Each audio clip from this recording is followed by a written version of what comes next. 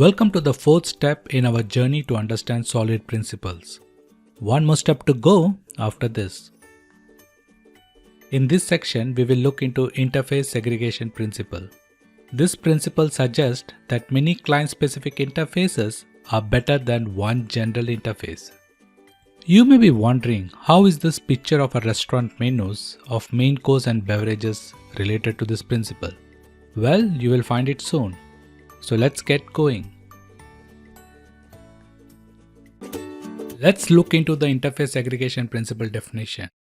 According to this principle, when two classes are talking with each other, they should have smallest possible interface. So this is the first solid principle which is applied to interface rather than class.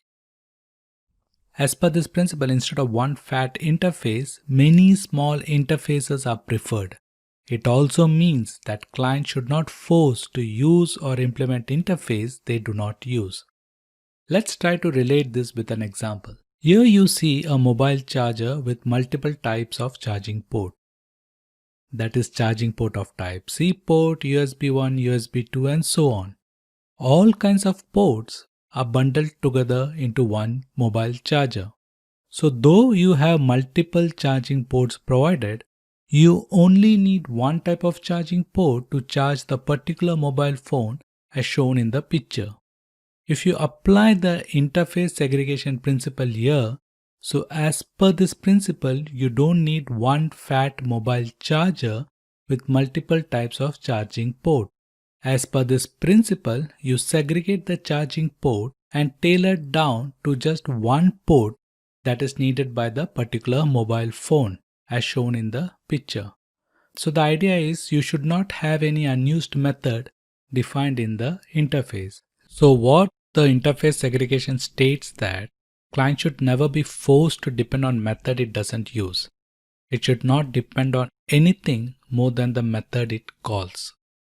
And this is a much bigger problem in languages like Java, for example, which are compiled languages, because changing one method in a class will affect all of the classes that has methods which depend anyhow on that class. Even if I depend on only one method in large class, whatever else changes there, it will cause my class to recompile.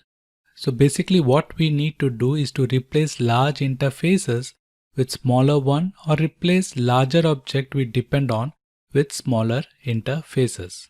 Let's look at some more example in the next section. To picture this in real world, think of going down to your local corner restaurant and checking out the menu. Most of the time in restaurant, you will see separate menu for daily drinks and beverages and the main course. Why do they do this? Because customers that don't care about the drinks and beverages needn't even be concerned about looking at the drinks and beverages menu. There is a clear separation. Also, because even if the drinks and beverages menu changes, which mostly changes quite often, there is no sense reprinting the whole menu including the main course menu for this change. As interface segregation principle or ISP in short states that many client-specific interfaces are better than one general interface, similar to that, many different specific menu and separation of menu, that is one for beverages and one for main course, is better than one general menu. Hope you got the concept of interface segregation principle. As we had seen with other principle, what are the symptoms of violating this interface segregation principle? We will look that in next section.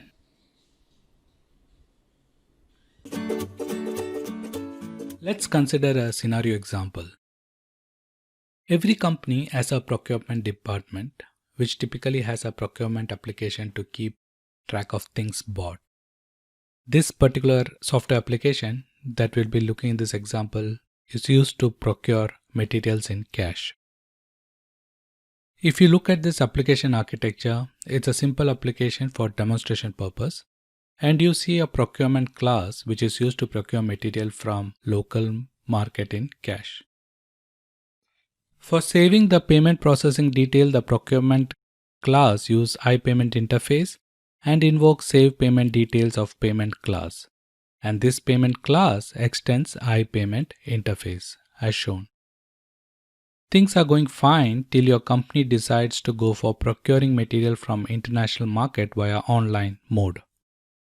So since it's an online procurement, you need to use digital payment options like credit card and cannot use cash. So again, as a smart developer, to support this new mode of payment, we reuse the iPayment interface, extend it, create a new class credit card payment which uses the same interface iPayment and add a new method to save credit card details. To make it future proof and to support all future online payment options like PayPal, which uses credit card, this new method save credit card detail is added to iPayment interface so that this method can be implemented by all future online payment options. So now this design violates interface segregation principle, as this design will force clients to implement save credit card details like in the case of payment class for offline cash transaction even though it's not being used. So this will lead to overhead of unused method. So what is the repercussion of such design? So there is two pitfalls to this design. First is that it makes the interface bulky and not modular. Think it like your car. If your car was just one piece, whenever even a small part like door handle broke, the whole car breaks.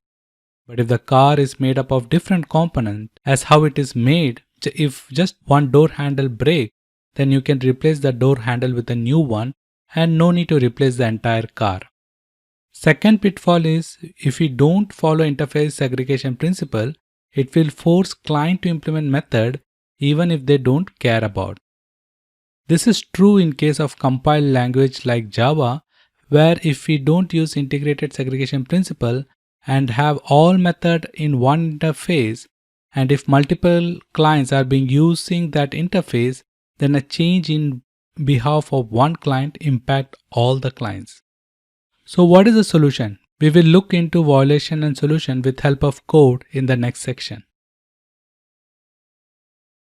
So welcome to the coding section. In this section, we'll be looking into the two packages, com.isp.base, which has got the code without ISP implemented. So basically it's in code with ISP violation, and com.isp.modify, where we have the ISP based solution in place. Let's start coding. So we had looked at this design earlier and we have seen how this violates interface segregation principle. So there's iPayment interface, which is extended by payment class, credit card payment class. We have this additional save card method details in the payment class, which is of no use to the payment class. But we have to include this method because since this payment class is extending from iPayment interface and this method is defined in the iPayment interface. So this design violates the interface segregation principle. Because of this design, this is making the interface bulky, not modular, and even the class is getting bulkier. And we have unused methods defined in interfaces and class. Let's look at the code of this design. Now let's look at the code. So we have here iPayment, which is the interface which has got two methods, save payment detail and save credit card detail. As seen in the design section, the save credit card details was included in iPayment to ensure that the future online payment options implement this method. But the impact of including this method in the iPayment interface is that the payment class, which basically responsible for the offline mode of payment and does not need credit card details to be saved, is forced to implement the method because since it's extending from the iPayment interface. And there's a credit card payment class, which is again extending from iPayment interface, which is using the save payment detail and also to save credit card detail to save the card details to the database for online procurement. A procurement Java is basically has a handle to this iPayment interface, and depending upon the instance of either payment type or credit card payment type that's been used while creating the instance of this procurement, appropriate method is called. ISP UI is basically a dummy UI and basically an invocation point to run this program. So if I run this program, okay, it runs fine. I mean, there's no exception. But if you see here for the new payment, though we are invoking the calculate payment, which is internally calling both the save payment detail and also to the save credit card detail. Ideally, since the credit card detail method is forced into the payment class, save credit card detail method is ideally not doing anything useful. So you have this additional method in payment class, which is basically useless. It's not doing anything. And this is what the violation for interface aggregation principle is all about. So you are unnecessarily making both the interface and classes bulkier. It's not modular. You have the methods which are not being used, and this is what the violation of interface segregation principle is about. And we will see what is the solution. First look into the design aspect and then the coding.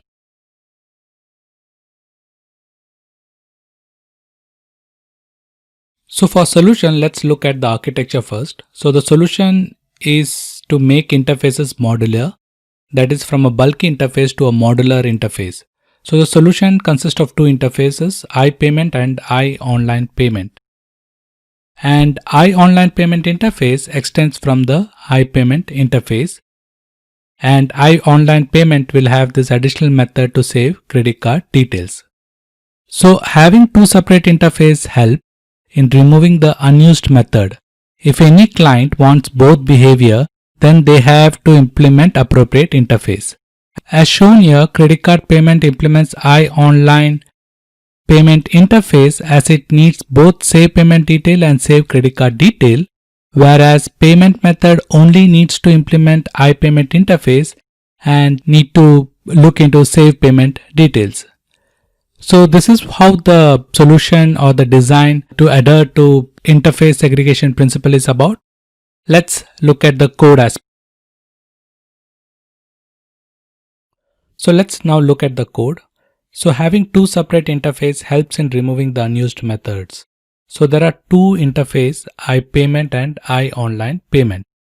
iPayment interface has save payment details method. iOnline interface extends iPayment and has additional method to save credit card details. Procurement class has two methods, save payment to save the payment detail and save card details, which invoke save credit card detail in the instance of online payment class. Now if you look at the dummy UI class, which is the invocation point, you see here only save payment method is invoked for payment instance, whereas both save payment details and save card details are invoked for online payment instance. So we'll execute this class and see.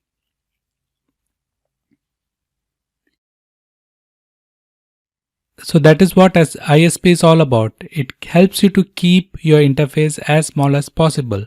The moment you have fat interface with lot of method, what happens is as anytime you change the interface, all the implementing class should also change.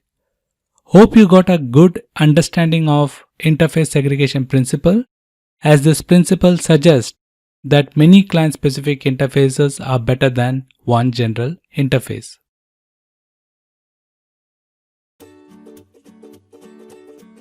So let's do a wrap up of interface segregation principle. As this principle states, the dependency of one class to another one should depend on the smallest possible interface.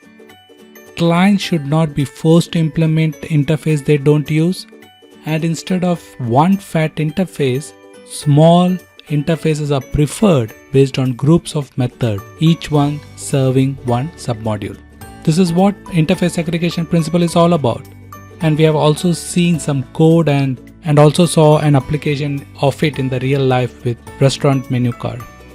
So coming up next, the final step, dependency inversion principle. See you soon.